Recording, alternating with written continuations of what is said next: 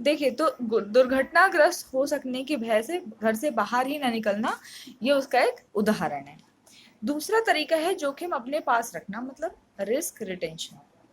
इसका मतलब है सेल्फ इंश्योरेंस, इसको सेल्फ इंश्योरेंस भी बोलते हैं।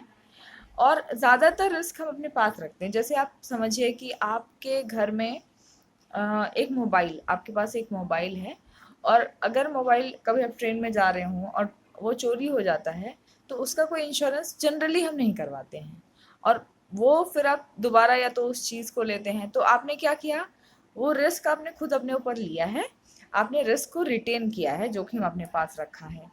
तीसरा तरीका है जोखिम को कम करना और उसका नियंत्रण।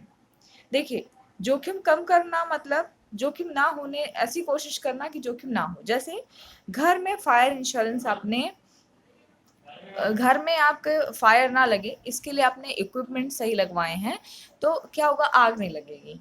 ठीक है, पहले तो कोशिश आप ये करें। फिर आप घर में ऐसे कुछ इलेक्ट्रॉनिक सिस्टम्स लगवा देते हैं, जैसे कोई लोग फायर अलार्म लगवाते हैं, ताकि अगर आए भी तो उसके इम्पैक्ट को कम किया जा सके, उसके असर को कम किया जा सके।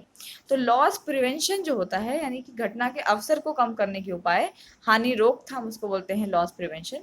और लॉस रिडक्शन माने अगर हानि होती भी है तो हानि की मात्रा कम है, उसको लॉस रिडक्शन बोलेंगे। इसके तरीके क्या है, शिक्षा, प्रशिक्षण, पर्यावरण संबंधी परिवर्तन, और अलग अलग रखना, चीज़ों को अलग अलग जगह पर रखना। चौथा इसका जो तरीका है उसको बोलते हैं जोखिम का वित्त प्रबंध, यानी कि रिस्क फाइनेंसिंग।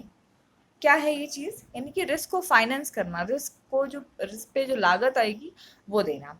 तो पहला तो होगा स्व वित्तीय, यानी कि खुद से बीमा करना, स्व बीमा, जो कि मैंने अभी समझाया। जब रिस्क रिटेंशन करते हैं आप, सेल्फ इंश्योरेंस, तो आप ही अपना पैसा भरपाई करोगे ना, तो आप इसको बोलते हैं हम सेल्फ फाइनेंसिंग। ठीक है। दूसरा है रिस्क ट्रांसफर, जैसे कि बीमे जब आप बाहर से लेते हो, जैसे आपने अपनी गाड़ी का बीमा करवाया है, तो अपना रिस्क ट्रांसफर कर दे रहे हो और उसका पैसा आप देते हो।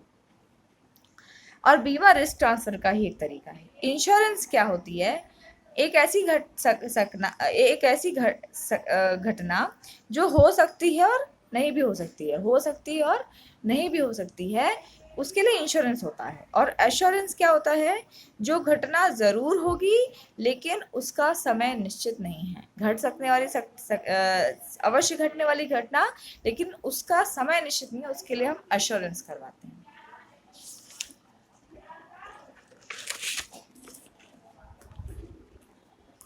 इसके बाद आता है बीमा के चयन के पहले कुछ बातें हैं जो ध्यान दी जाने वाली हैं, और वो ये हैं, थोड़े के लिए बहुत ज़्यादा जोखिम नहीं लेना चाहिए। जैसे आपके पास ऐसा कुछ है कि आप छोटी छोटी चीज़ों का ध्यान रखें। जैसे आपकी गाड़ी है, उसमें नट ढीला है कहीं का, तो नट तो देखिए 20 रुपए की चीज़ है, लेकिन अगर आप वैसे ही गाड़ी चला रहे हो तो क्या होगा, एक्सीडेंट हो जाएगा, और आप बहुत बड़ा रिस्क ले रहे हैं आप। ठीक है। दूसरा है हानि सह सकने की सामर्थ्य से ज्यादा जोखिम ना लें। जितना ज्यादा आप सह सकते हो सिर्फ उतने का ही जोखिम आप अपने पास रखें, बाकी का ट्रांसफर कर दें, कहने का ही मतलब है। जोखिम के संभावित परिणामों के बारे में आप जरूर सोचें। फिर बीमा भविष्य से जुड़े भय, चिंता और आशंकाओं को दूर करता है, और इसके फलस्वरूप कारोबारी उद्यमों में खुलकर पूंजी निवेश को प्रोत्साहित करता है तथा विद्यमान संसाधनों के सफल उपयोग को बढ़ावा देता है। इसका मतलब आप समझ गए, अगर आप शांत हैं, आपका टेंशन में नहीं है, तो आप इन्वेस्ट कर पाओगे अच्छे से, क्योंकि आपको दिक्कत नहीं है कि कल को अगर कुछ इसमें लफड़ा होता है तो कोई और है जो उसका पैसा दे देगा। और इसीलिए आप ज़्यादा निवेश करेंगे और आप विकास करेंगे।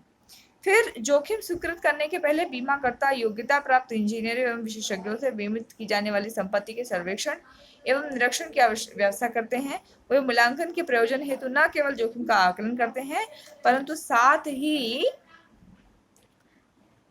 ही आपको सजेशन देते हैं, सुझाव देते हैं, जिससे जोखिम कम कर सके। आपको सुझाव देंगे जिससे कि आपका रिस्क जो चांस है वो कम हो जाए। इसके साथ आपका ये पार्ट खत्म होता है।